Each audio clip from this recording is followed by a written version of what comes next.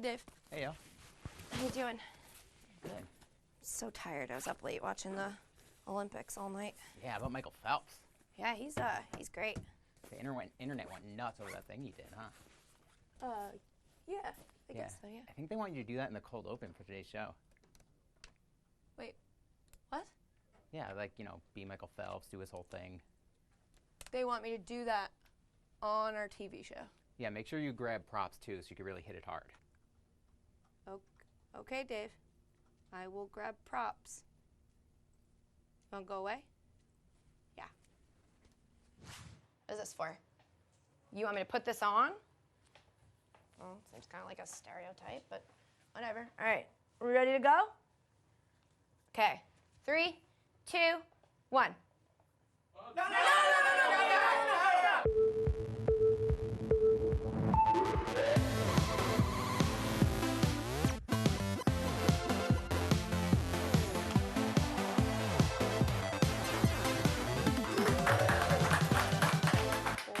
Welcome to Garbage Time, guys. I'm your host, Katie Nolan, and yeah, my bad. That's my bad. That's on me. It appears my producers wanted me to imitate the scrunched up game face that Phelps made the other night, not that other thing. Where'd that bong even come from? Like, whose even was that? What is a bong? I've never even... Anyway, lots to get to on the show tonight.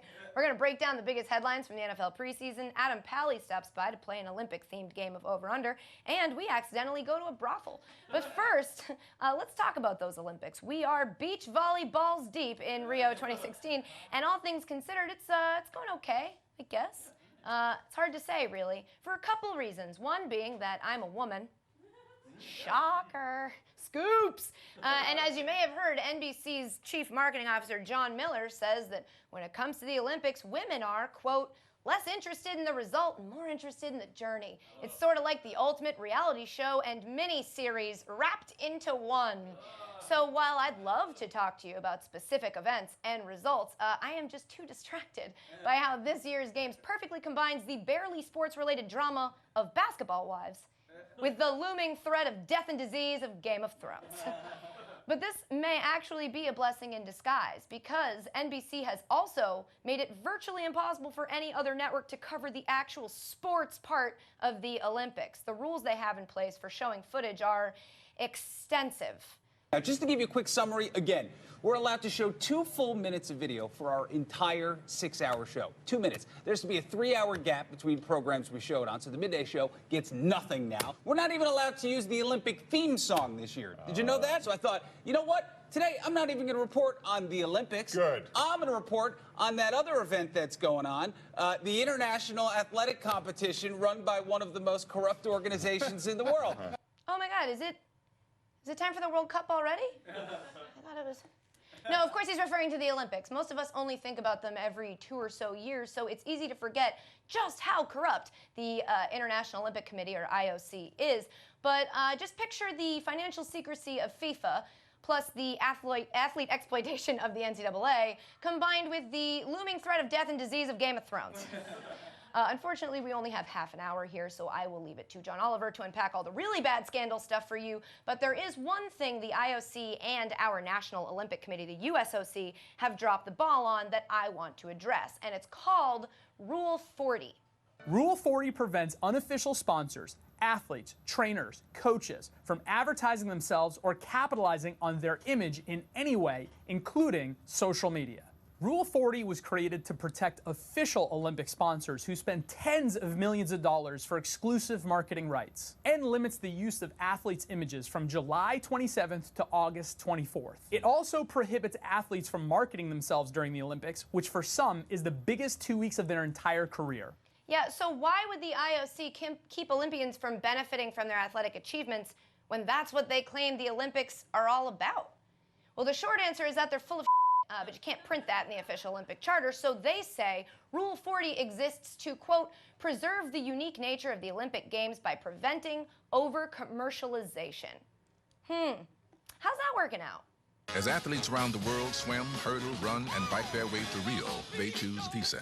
Bridgestone, worldwide Olympic partner of the Rio 2016 Olympic Games. I'm Ryan Lochte. I'm an Olympic athlete. See the premiere of the new Rogue One trailer, during Olympic coverage this Thursday. Do summer like a winter Olympian. Have a Reese's. Panasonic. Bounty. Atos. McDonald's. P&G. The Craig Northrop team of Long & Foster Real Estate. Over-commercialization is the unique nature of the Olympic Games. If an alien landed on Earth tomorrow and you were like, what are the Olympics? They'd say, well, it's that, and then really long interview questions from Bob Costas. The IOC actually modified Rule 40 last June after athletes complained they weren't able to profit from their sponsor relationships during the time when they were the most valuable. Under the new modified rule, they can technically participate in ad campaigns during the Olympics, but the restrictions on what or how or when the ads can run are so strict it's caused more harm than good. Just take a look at this list of some of the restricted words and phrases for unofficial sponsors.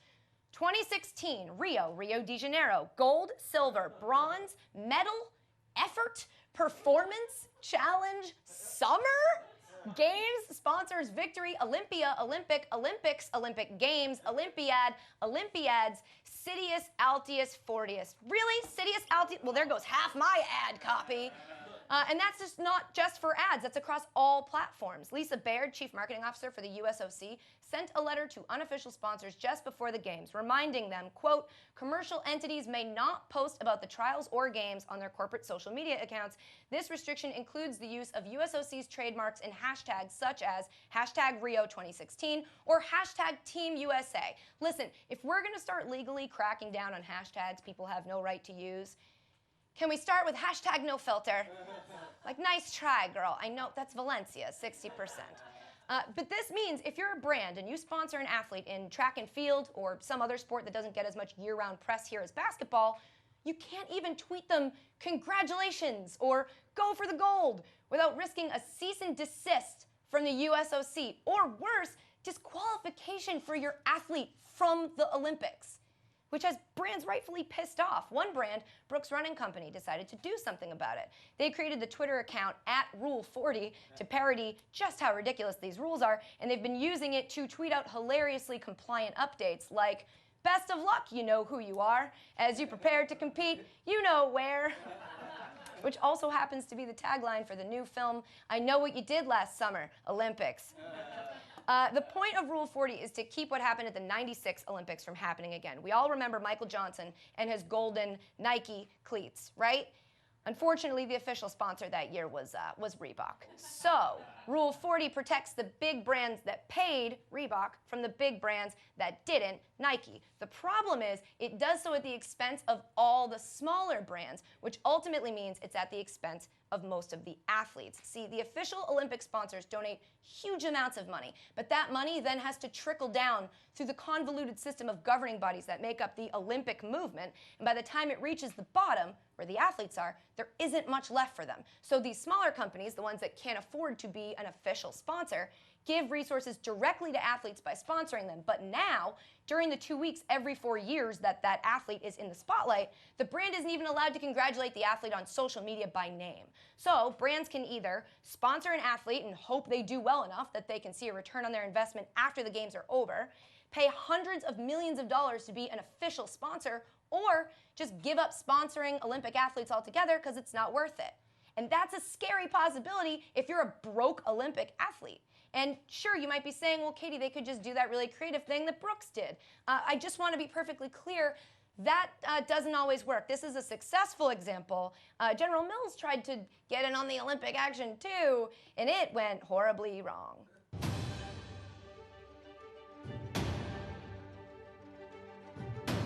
Hi, I'm the Honorary Real Tricks Rabbit. We're hosting the Rabbit Showdown. Send in a video of your bunny's amazing athletic talents to compete. Does your rabbit have what it takes to win it all? Go to rabbitshowdown.com.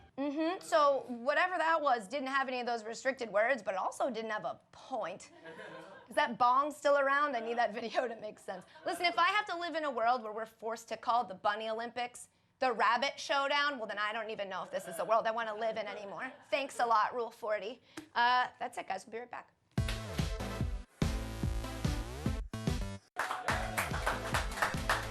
Welcome back to Garbage Time, guys. The NFL preseason is finally underway, kind of.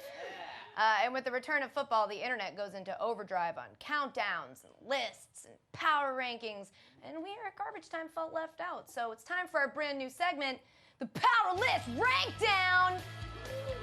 Yeah, thought you guys would be a little bit more excited. I yelled it. Tonight we are gonna Power List Rank Down my top NFL preseason storylines. Coming in at number 5. The Hall of Fame game was canceled, and no one told the fans. Players reportedly knew at 6:40 p.m. that the game was canceled, but fans were encouraged to hang out in the stadium and buy snacks and souvenirs for another 80 minutes. They weren't happy. It was like a bucket list, like highlight of my life thing. Like, I am so disappointed right now. So disappointed. Oddly enough, lady, you would have the same review if you had gotten to watch the Hall of Fame game. Why is that on your bucket list? Number 4, the 3rd overall pick of the draft, Joey Bosa, is in the midst of a holdout with the Chargers over minor contract details. His mother even publicly wished they had pulled an Eli Manning, which I assume means stare forward, mouth agape. Don't know how that would have helped. Number 3, we've got an exciting QB battle in San Francisco between superstars Colin Kaepernick and Blaine Gabbert. In related news, 2 pigeons are fighting over a dirty piece of pizza in the park as well. Woo! All right, number 2, RG3 is going to be the starter for the Cleveland Browns, which means the finisher will be literally any team they play. And coming in at number 1 on my Power List Rank Down of NFL preseason storylines, Tim Tebow's coming back. Yeah, it's good. Many said he should give up on football, and look, he did. After training for months, he has invited all 30 Major League Baseball teams to a workout later this month. I do that every time I go to the gym. Guys want to come by? They don't show up. Gary Sheffield even weighed in saying, I spent time with Tim Tebow in the cages recently. He's a natural. I absolutely believe in his ability to play in the bigs. Tim has it. Yes, it. One of those STDs you don't have to bang anyone to get. This has been the Power List Rank Down! Title card me! I will compose myself. If you guys couldn't tell by the top of the show, I've been watching a lot of Olympics this week. I'm learning about strange sports, cool countries, and how a swimming pool suddenly turns green. But how much do I really know about the Olympics? How much does comedian Adam Pally really know about the Olympics? Let's watch this segment and find out. I'm here with Adam Pally. Adam, hi. Hello. Thank you for being here. Thank you for having me. Yeah, of course. You're a big Knicks fan, right? Huge. Yeah. Are you excited about Carmelo in the Olympics? I am. I think it's important for him to be around winners.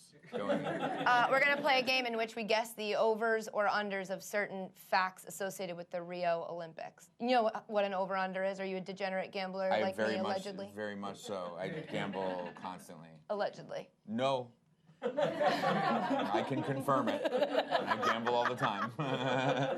First one. How many Olympic athletes are in Rio? Okay. There are athletes from more than 200 countries, and they will participate in 42 sports. 3,300 athletes. Whoa, that's high. I just feel like when you watch the opening ceremonies, like China walks for a long time. They do. But then, like, you've got Equatorial Guinea is, like, very small. Yeah, but that equals out. That's why I'm... Right. Maybe I'll put it back. I'll say 3,000. 3,000. Okay, well, what's the over-under? Over-under, 7,000. Oh. You're saying under. It's just good TV. I'll say over. Over, 11,000. Whoa. Wow. 11,000 people going to a dangerous place. Yeah. Next one. How old is the youngest Olympian? Ooh. So my brain immediately goes to gymnastics. So those girls are young, like 12. The over-under is? Over-under, 14. I think it's under. I was a junior Olympian, so I should know the cutoff. In what, if you don't mind me asking? Rhythmic gymnastics. Rhythmic gymnastics? What are unrhythmic gymnastics? Like, we don't do any flips. We're like the ribbons and the hoops and stuff. Because in my mind, I imagined unrhythmic gymnastics to be people just being like... And then, like, the Russian judge is like, 10. It's like, who's best at ignoring the beat? Yeah. God, this is so hard. I'm gonna say over. Under. 13. That's 13. what a sad thing to win. All right, how old is the oldest Olympian? 65, I think. 65. Well, so, because golf is an Olympic sport. This is gonna sound. I feel like I read an article where where the oldest Olympian was 54. Wow. Over under 54. So now what? I'm gonna go over. Okay. What sport are you doing at 54? Well, it's the Summer Olympics, so like shuffleboard, I guess. Is that a sport? Bocce ball. All right, I'm saying under. You're saying over. What is it? Over. 61. 61? Wow. What sport does he play, Garrett? She's a horseback rider from Australia. She. Women are allowed to do sports? If they're with horses. Last one. Okay, here we go. How many condoms are given out in the Olympic Village, I imagine, over the course of the Olympics? A little background info before you go reaching for your paddle. In 2012, London supplied 150,000 condoms. What's the over-under? Over under 400,000. What? I'm gonna say under, but I feel like I'm wrong. Over. Over. How many was it? 450,000. Oh my God. Athletes be Right now- as most tiebreakers often go. To break this tie, we're going to have to guess how much lube they give out. And whichever of us is closest. Can I ask a qualifier? Sure, I won't have an answer. Is this in fluid ounces? That's what I'm or saying. In what? In Packets. Packets? 450,000 condoms. There's no way they're giving out more lube than condoms. Right, because People would be like slipping in the street. and like condoms are lubricated, so you don't Yeah. need to use both. Right? I'm gonna say 400,000 packets. So I'm gonna say that they gave out 150,000 packets of lube. The answer, 175,000. Oh, I know my lube! I know my lube! That win didn't even feel good. Maybe it was because you screamed out, "I know my lube." Adam, thanks for playing. Be sure to check out Adam's new movie, Joshy, in theaters this Friday. Thanks, Adam. I know my lube. And Equatorial Guinea. Coming up, when you accidentally go to a brothel in Rio, it's only right to stay for a few drinks. So stick around.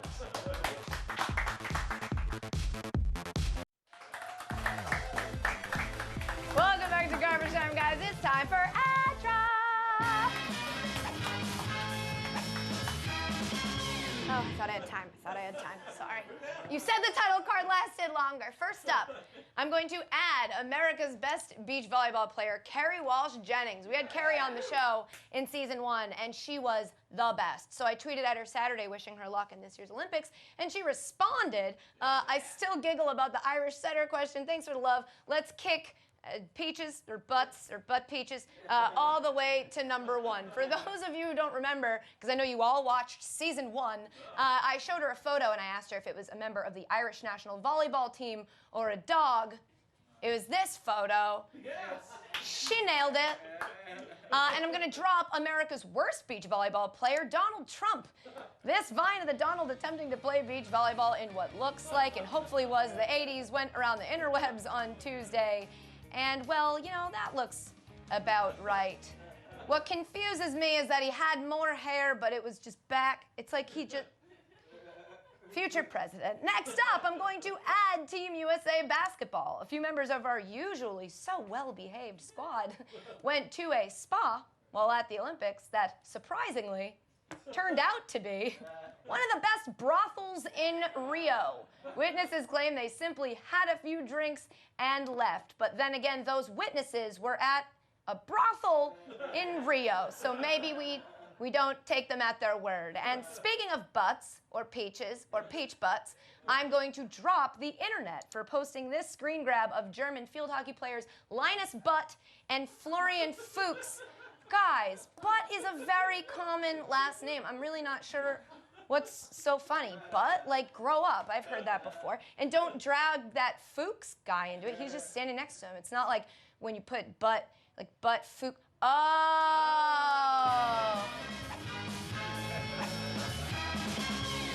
But coming up, we shout out Boston fans. More Any Given Wednesday after the break.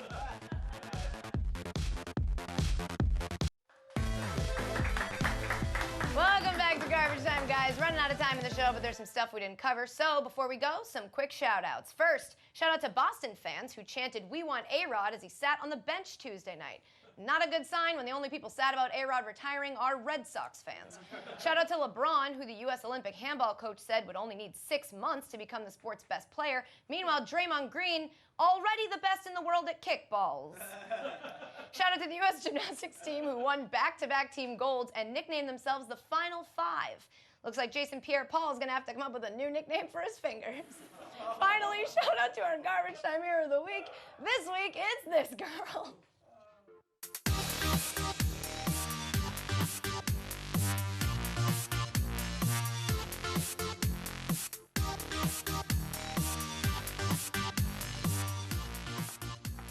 Who nicknames their fingers? Next week on Garbage Time, Tim Tebow tries out for the NHL. NBC tape delays the response as to why everything is tape delayed, and we play a game called Cupping or Giant Hickey. Thanks, Adam Pally, for coming by, and to you guys for watching. Have a great week. Here's more garbage. Oh no! I dropped my pen. Wait, I dropped my pen. I just wanted to know from your prop department, they thought that a child's sand toy represented Rio the Well, best? so the newest, Because they have beaches there. yeah, well, yes. Also, the newest Olympic sport is sandcastling.